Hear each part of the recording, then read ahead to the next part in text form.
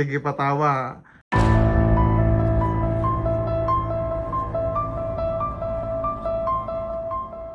Hindi siniseryoso ang mga bagay. Palagi nakakalimot sa mga paalala ko. Hindi maganda yan. Sige pa siya tawa. Yan. Kasi nagdikit po ako sa likod ng mga paalala, natatawa pa siya. Yan. Puro katawa. Sige, hindi na po. Ang dami mo nakakalimutan. Ang dami mo sablay sa akin. Hindi po pwedeng hindi lagi na ako nagkipagbiruan. Hindi kayo natututo eh. Ikaw, ang tagal mo na. Pag-iisang taon ka na dito eh.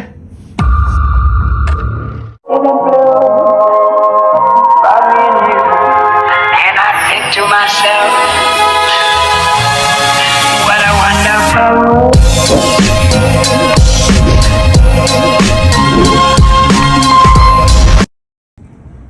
Nag-iwan po ako ng ng note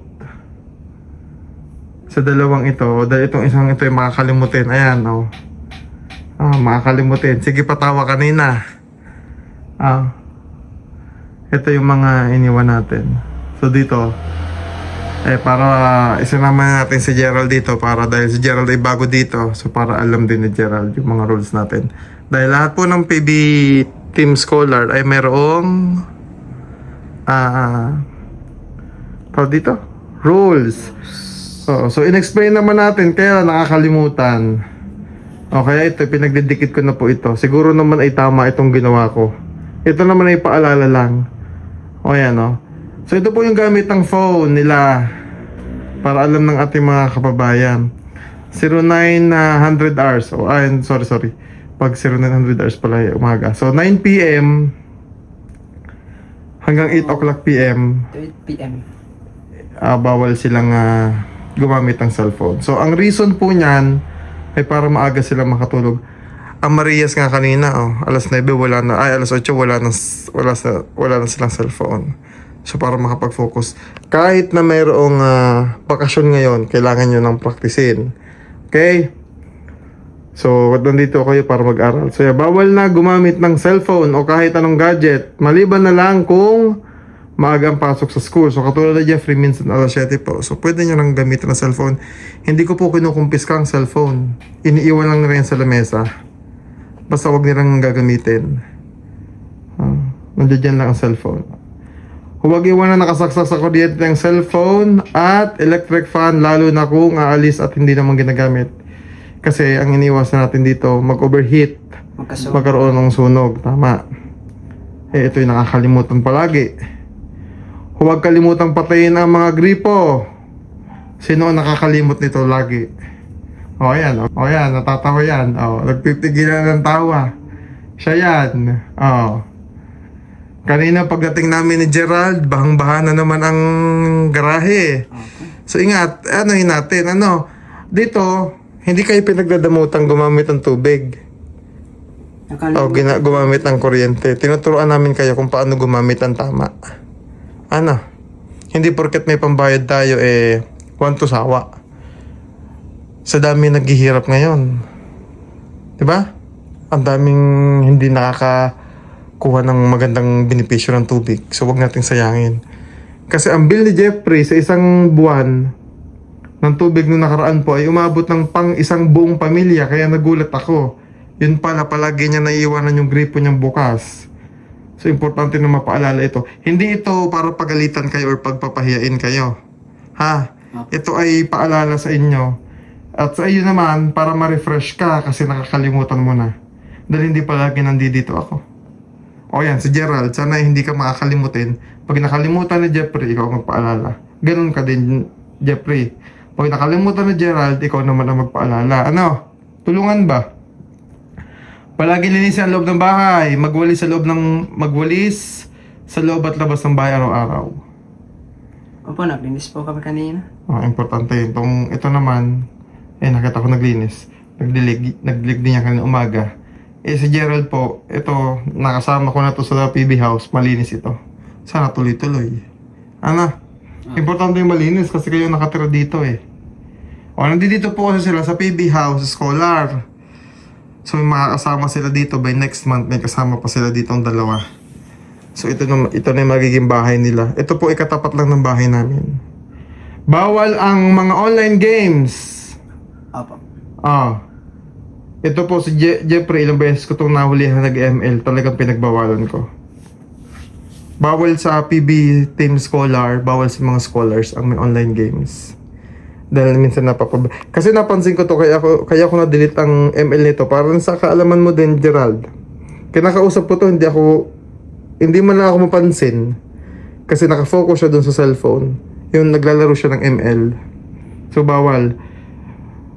Ginhawat matataas ang mga grades niya, huwag niyong hintayin bumaba dahil sa mga online games. No?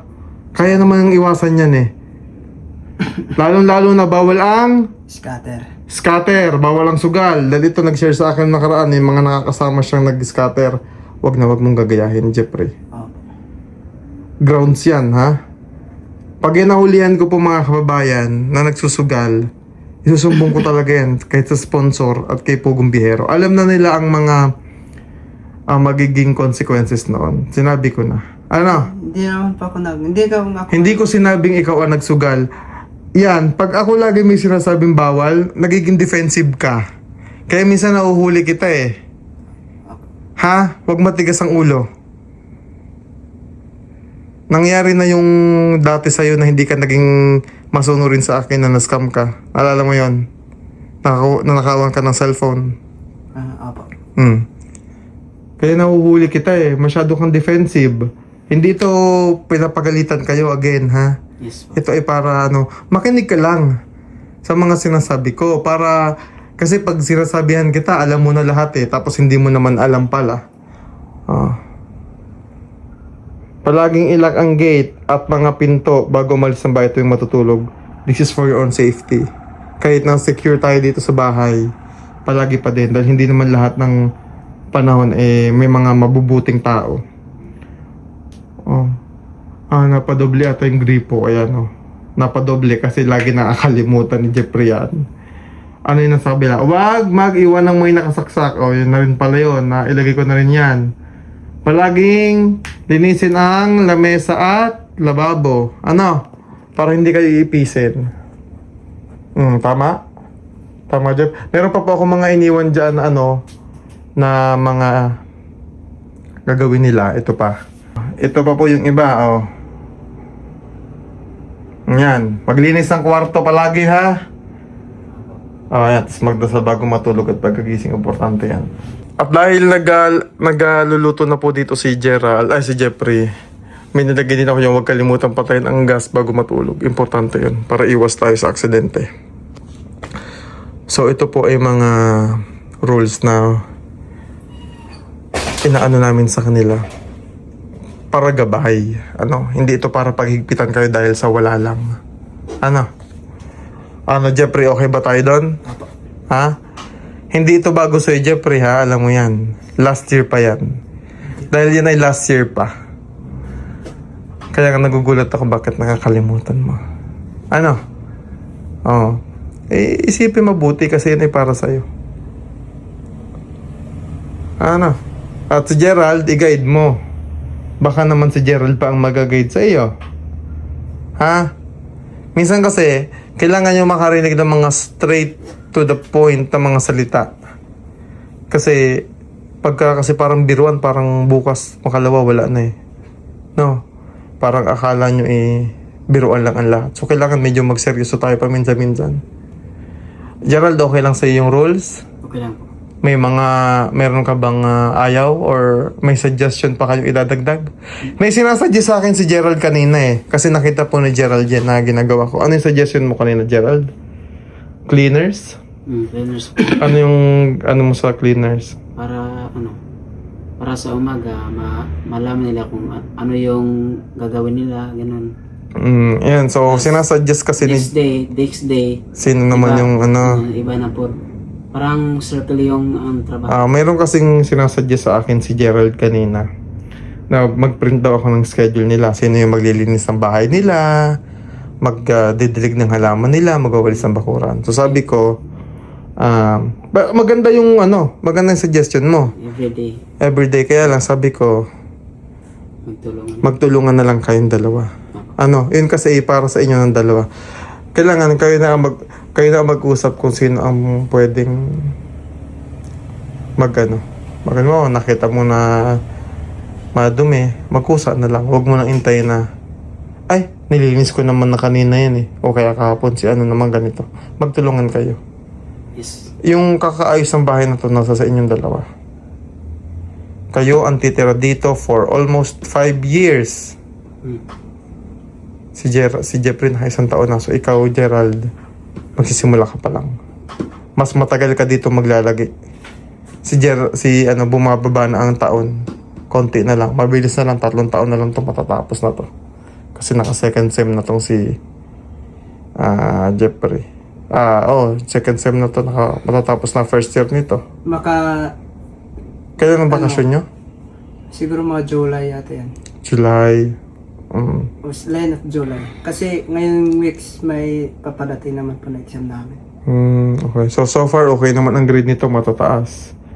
So, i-maintain. Si Gerald naman, magsa-start ng pasok ng June 15. Wow, excited na yan. Magka-college. Dalawa na kayo, magiging busy na kayo. Lalo na ikaw. Kapag umaga linis tayo bago tayo mag-study ganun. Ang sa akin na, ma'am, ang linis nyo sa bahay ninyo, kasi normal yun eh. Kailangan malinis to dahil para sa inyo naman. Yung kailangan nyo dito is time management. Kung magagahol kayo sa pasok, o di kausapin mo muna siya. Pare, pwede mo ikaw muna maglinis kasi maaga pasok ko. O kaya ikaw maaga pasok mo. Pare, alas 6 pasok ko eh. Pwede ikaw muna maglinis. O pagdating ng hapon, babawi ako. Diba ganon? Ganun lang. Bigayan kayo. Again, hindi lang kayo matututo sa school, matututo rin kayo sa buhay. So, this week, mamamalengke tayo. Mag-grocery ako para sa inyong dalawa. Sige. Magsanay ka na dito ako magluluto. Halimbawa, si Jeffrey ang tagaluto. Kasi si Jeffrey po nagluluto na ng kanin. Ikaw na magluto ng ulam. Vice versa. Sige. Tuturuan natin sila mag-diet. Mag-diet. Mag-budget eh. Papadiet tuloy ako. Mag-budget. Ito si Jeffrey, nagkasakit siya nung nakaraan. So, nabanggit natin yun sa live. Pero okay na siya. Basta sumunod lang kasi mahirap magkasakit dito. Pag naman nagkasakit po yung mga yan, ora mismo, si Pugong Bihero talagang pinapa-check up yan. May violent reaction sa mga rules? Wala naman po. Kanina kasi grabe tawa nito. Nagpipigil na naman ng tawa yan kasi ang nasa likod daw nila para daw silang preso. Kasi yung nagdikit daw ako ng ganyan, hindi yan parang preso.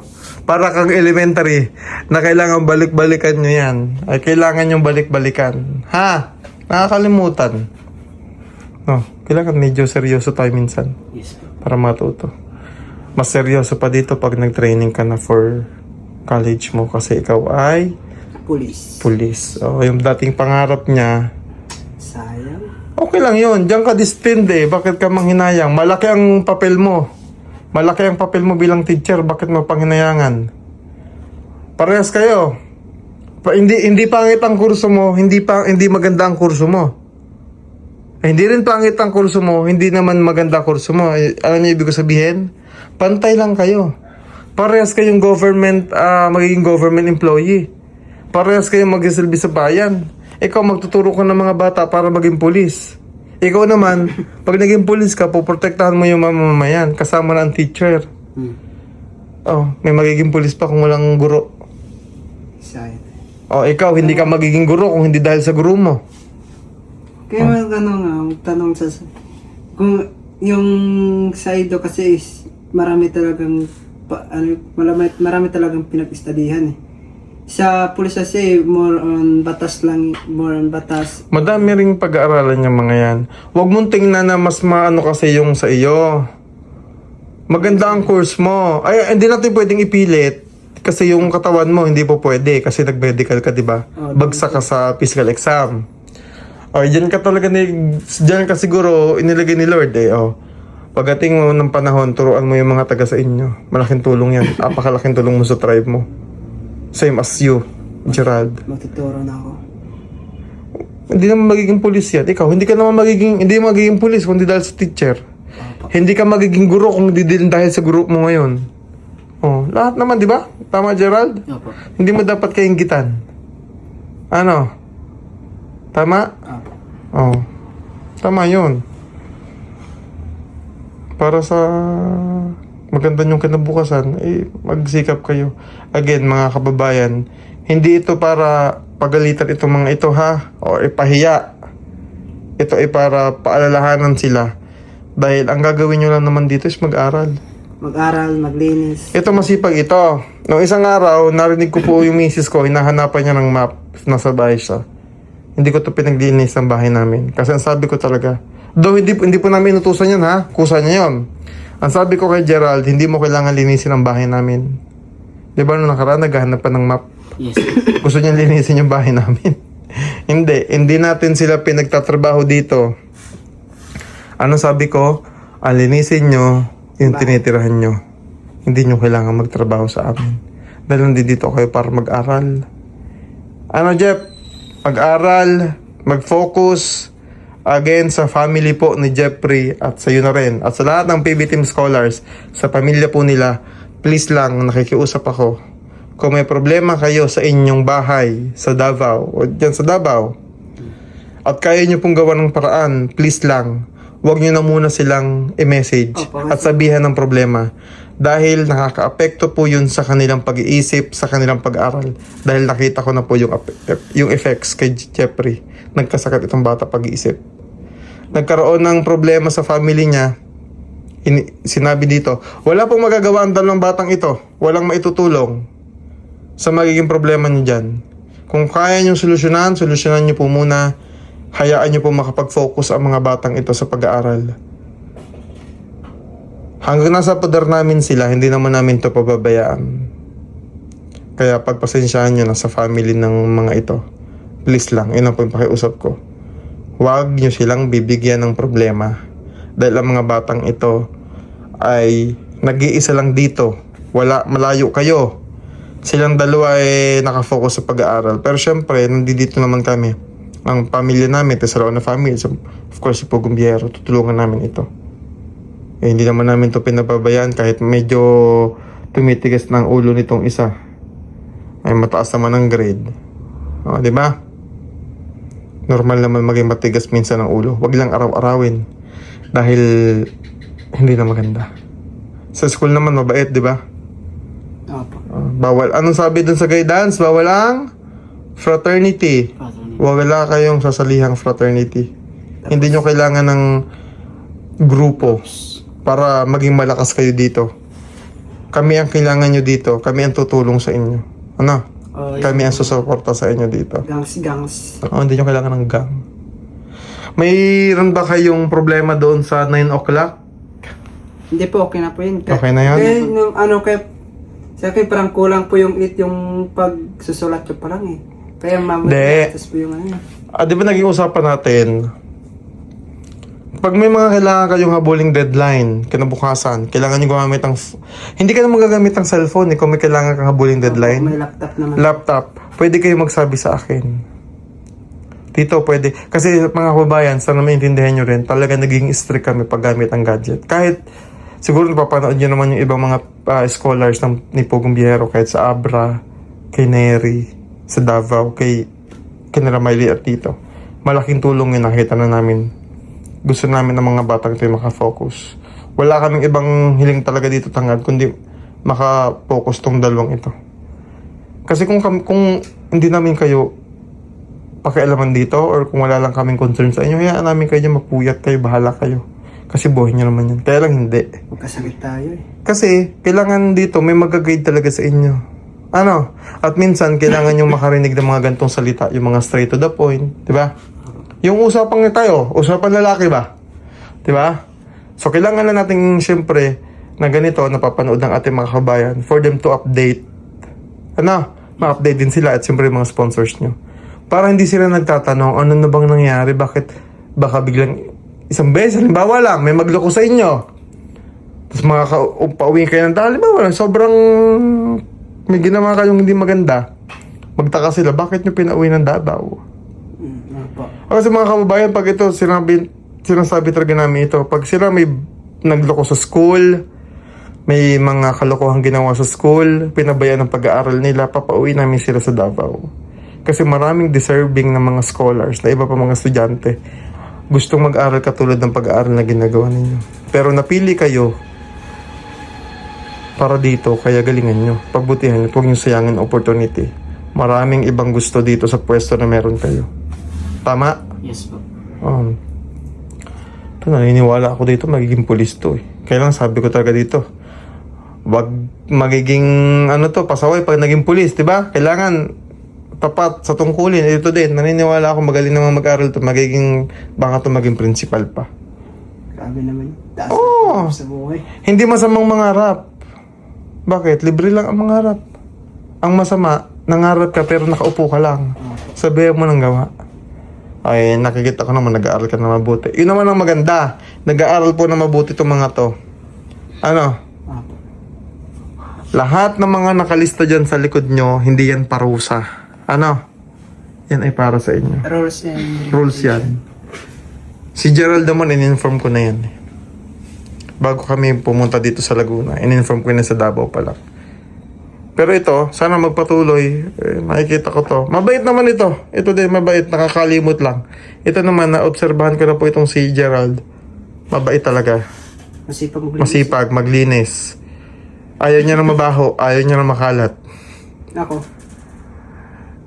Ikaw kasi, talagang literal minsan nagiging makalat po yan Talagang minsan ang naglilinis pa dito, misis ko, nung nakaraan. Opo. Ang naglinis dito si Ate Joanne, so dapat hindi. Pa! Tumatawag lang si Mami PB kasi kakain na daw kami. Kakain na daw. O, di ba may tagaluto pa. Ang pagkain, kakain na lang. Pero tuturuan ko to ng pagluluto ng mga ulam next week pag-grocery dahil may refrigerator sila dito. May rep na po dito. Ayan. So maraming salamat mga kabayan. Ulitin ko, may problema sa rules? Wala po. Wala po. Okay. Ah. Okay na okay. Sabi na nila, bakit may magagawa pa kami pag mayroon kami problema? Hindi, again mga kabayan ha. Minsan kailangan nila makarinig ng ganito. Yung mga straight to the point. Para mas maintindihan at hindi makalimutan. Ito ay para sa kanila, hindi ito para sa amin. Dahil ako babalik din ako ng Davao. Huwag ka nang bumalik doon. Wala kang kasama dito. Ano ko nang bumalik? Dito ka na lang. So, babalik din ako ng Davao. Ang magbabantay lang sa kanila dito, si Mami Bibi, si Kuya Hernan, si Nanay Needs, diba? Si Tito Herns. So, sabi, kaya biniling ko din to kay Tito Herns kanina. Yes po. Diba? So, si Tito Herns naman, at si Nanay Nida, si Teacher Nida, mababait yun, at mag-guide nila itong dalawang ito. Ayan. Again, maraming salamat sa mga sponsors po. ng mga ito. Ayan, so, sila, kay Tita Jasmine Quickson, kay Sir Will Puni, kay Tita Devi Obata, kay Tita Carmencita Custodio, at pasensya na po, nakalimutan ko na po yung ibang sponsor. Pero ito po, ito yung mga sponsors ng mga batang ito. And I think to myself,